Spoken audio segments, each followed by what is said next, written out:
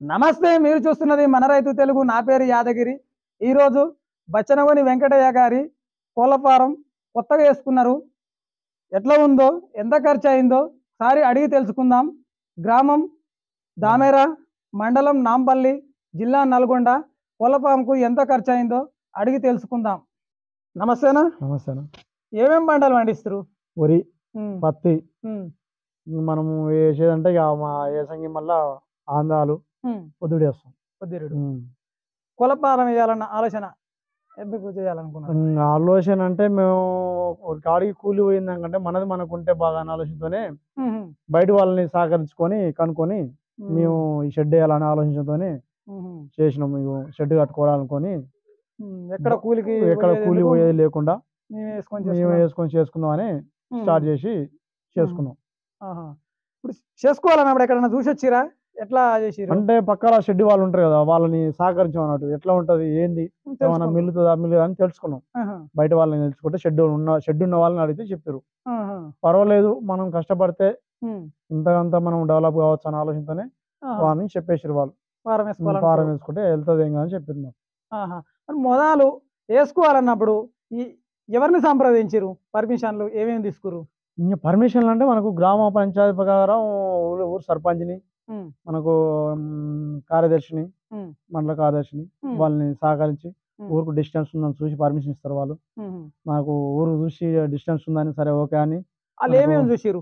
ఊరికి దూరంగా ఉండాలి, 1 కిలోమీటర్ డిస్టెన్స్ ఉండాలని మనకు చూసి సరే ఓకేలే, ఉన్నాయి చుట్టుపక్కల ఉన్నాయి కాబట్టిగా దాంతో పాటు ఇది వేసుకుంటారు, కష్టపడతారు అనే ఆలోచనతోనే వాళ్ళు మనకు సహకరించారు. తర్వాత ఇంకేం పర్మిషన్ ఇస్తారు? కరెంటు గురించి అంటే ఇప్పుడు ప్రస్తుతానికి మనకు ఈయన షెడ్ వేస్తుండా లేదా అని మనకు గ్రామ పంచాయతీ ప్రకారం సెక్యూరిటీ సార్ సైన్ కూడా కావాలని సైన్ తీసుకున్నారు. అది కూడా మన గ్రామ పంచాయతీ తీర్మానం ప్రకారం వాళ్ళకు ట్రాన్స్ఫరం కూడా ఒక బాండ్ లెక్క వాళ్ళు కూడా సార్ తీసుకొని మనకు సహకరించారు ట్రాన్స్ఫరానికి. ఎన్ని రోజులకు వచ్చినాయి ఈ పర్మిషన్లు? గ్రామ ఈ పంచాయతీ పర్మిషన్లు అంటే మనకు ఎట్లా లేదన్నా 10 వారం 15 రోజుల్లో మనకు 2 వచ్చేసినాయి. తర్వాత ఎవరిని సంప్రదించారు? ఇక తర్వాత అంటే మామూలుగా మనకు సలహా ఇచ్చారు కదా వాళ్ళు వీళ్ళు, ఇక పక్కన షెడ్ వాళ్ళు గిట్లా గిట్లా వేసుకోవాలి, గిట్లా అయితే బాగుంటది, గిట్ల ఇది బాగుంటది అనే ఆలోచనతోనే ఇంకా తీసుకొచ్చి వాళ్ళతో ముగ్గు వేయించాం. ఏ కంపెనీ? కంపెనీ మనకు వచ్చేసి ప్రీమియం కంపెనీ. కంపెనీ వాళ్ళు కూడా మనకు సరే మేము ఇస్తాం మీరు వేసుకోని కూడా చెప్పేశారు. ఇంకా సరేలే, మరి ఏ కంపెనీ అయినా మనకు సహకరిస్తే సరే ఆలోచనతోనే మనం ప్రీమియం కంపెనీ వాళ్ళని సహకరించవలసింది. వచ్చి చూసిరు మనకు బ్లూడింగ్ ఎట్లా ఉంది అనేది, మనకు షెడ్ సానుకూలంగా ఉందా లేదా. అంటే షెడ్ వేసుకోక ముందు చూడలేదు, మనం రేకులు వేసినాక స్టార్టింగ్ కాగానే చూసుకుని వచ్చి. అంత ముందుకు కంపెనీ వాళ్ళకి తెలియదు. మనం మన నిర్ణయం ప్రకారం ఇది చేసుకున్నాం. అడగలేదు. ఇప్పుడు ఫస్ట్ మొదలు పెట్టినప్పుడు ఎంత ఎల్పు పెట్టారు? ఎంత పొడుగు వచ్చేసి 400, వెడల్పు వచ్చేసి 31 వచ్చేసింది. ఇంకా మనకు వెడల్పు మనకు ఎంత ఎక్కువ ఉన్నా కూడా పిల్లలు వాతావరణం సానుకూలించదని అట్లా.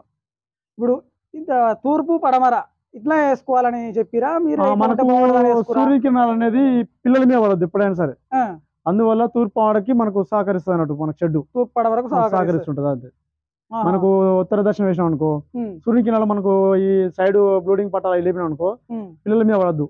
వెళ్తురు అనేది ఎక్కువ ఫోకస్ కు తట్టుకోలేక అడమరిపోతాయి పిల్లలు. ఎవరన్నా అడిగిరా మీరు ఇట్లా బాగుంటదని? లే మనకు వాళ్ళు కొత్త చెప్పే వాళ్ళు ఉంటారు కదా, వేసిన వాళ్ళు ఇట్లా షెడ్ వేసిన వాళ్ళైనా మనకు కంపెనీ వాళ్ళు కూడా ఇట్లా చెప్తారు అన్నట్టు. మనకు చెప్పేశారు ఇట్లా తూర్పు మనకు సానుకూలంగా ఉంటుంది అని షెడ్ చెప్పేశారు. ఇది ఎంత capacity farm? 400 capacity. 400 feet 12,000 capacity. పొడుగు 400 కెపాసిటీ 12,000 పిల్లలు. 12,000 పిల్లలు. వెడల్పు 31 ఫీట్లు.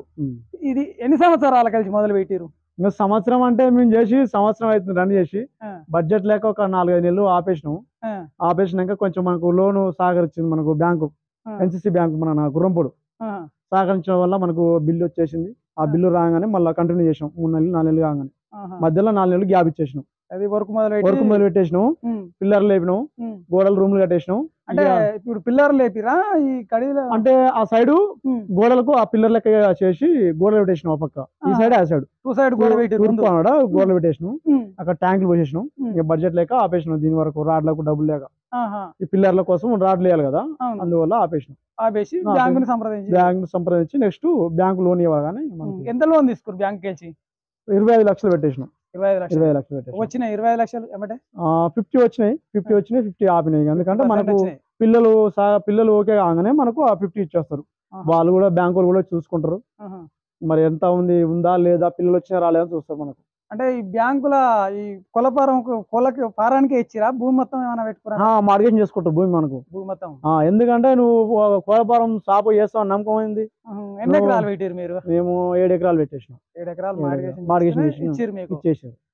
50% ఇచ్చారు. 50% ఇచ్చారు, 50% రావాలి. ఏమైనా సబ్సిడీ ఏమైనా ఉందా? సబ్సిడీ అట్లాంటివి ఏం పెట్టలేదు మాకు, ఇంకా లేదని చెప్పారు సార్లు, బ్యాంకు మేనేజర్ సార్ గిట్ట. ఇంకా మరి వస్తే ఒకవేళ మీరు అదృష్టం అని చెప్పేశారు మాకు. ఇప్పుడైతే ఏం లేదని చెప్పి ఏం లేదని చెప్పింది. అంటే వేసుకోవడానికి ఒక సంవత్సరం పట్టింది. అంటే మనకు బడ్జెట్ లేక లేట్ అయింది, లేకపోతే 3-4 నెలల గ్యాప్ లో అయిపోవాలి మనకి. ఎంత వచ్చింది మీకు పెట్టుబడి? వచ్చేసి 30 లక్షలు వచ్చేసింది. ఇప్పుడు 30 లక్షలు వచ్చింది. ఎంత పెట్టిరు దేనికి? ఇక మనకు మట్టికాయ వచ్చేసి ఒక 5 లక్షలు వచ్చేసింది. మట్టికి ఓన్లీ జేసీబీ కానీ డోజింగ్ కానీ మట్టి కానీ ట్రాక్టర్లకు కానీ 5 లక్షలు వచ్చేసింది. అది మనకు ఈ రాడ్లు ఓన్లీ రాడ్లకు వచ్చేసి ఒక 7,50,000 వచ్చేసింది. అంటే ఓన్లీ కొనక రావడానికి ఓన్లీ ఇవి ఫిట్టింగ్ కాకనే. మళ్ళా రేకులకు వచ్చేసి ఒక వాటికి 3,50,000 అయినాయి. ఓన్లీ ఇక బుకింగ్ చేసుకుంటే ఇచ్చేసిపోయారు. ఈ ఫీడర్లు డింకర్లు వచ్చేసి అవి ఒక 350 వచ్చేసి 3,50,000 వచ్చినాయి. ఇంకా ఈ ఫ్యాన్లు కలెక్షన్ కరెంట్ కలెక్షన్ ఇవన్నీ వచ్చేసి వాటికి 2 లక్షలు అయినాయి.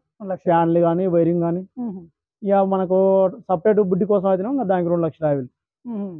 మొత్తం టోటల్ గా 30 లక్షల వరకు కంప్లీట్ అయిందా? ఇప్పుడు కంప్లీట్ అయిపోయింది. మనకు రేపు లేదా ఎల్లుండి ఒకవేళ మనకు దాని వస్తుంది. దాని వస్తే మనకు పోసుకొని రెడీగా రెడీ పెట్టుకున్నాం. సుబ్రహ్మణ్య సార్ చూసుకొని ఇక మనకు పిల్లలు సహకరించి ఇక ఇప్పుడు వేసేటప్పుడు ఇవన్నీ ఎక్కడ కొనుక్కొచ్చారు? రావడం అంటే ఇప్పుడు రాడ్లు వచ్చేసి హైదరాబాద్ వచ్చినాము, మనకు రేకులు వచ్చేసి విజయవాడకి వచ్చినాయి. ఇప్పుడు డింకర్లు ఫీడర్లు వచ్చేసేమో మనకు హైదరాబాద్ ఎక్కడ కొనుక్కొచ్చారు? హైదరాబాద్ ఇప్పుడు సాగరింగోడు కాడ డింకర్లు, ఆటోనగర్ లోనేమో రాడ్లు, ఇంకా విజయవాడకి వచ్చేమో రేకులు వచ్చేసినాయి. ఇప్పుడు మనకు బ్లూడింగ్ కు ఈ పాకర్లకు వచ్చేసేమో మనకు లోకల్ మండలాలు వచ్చేసినాం.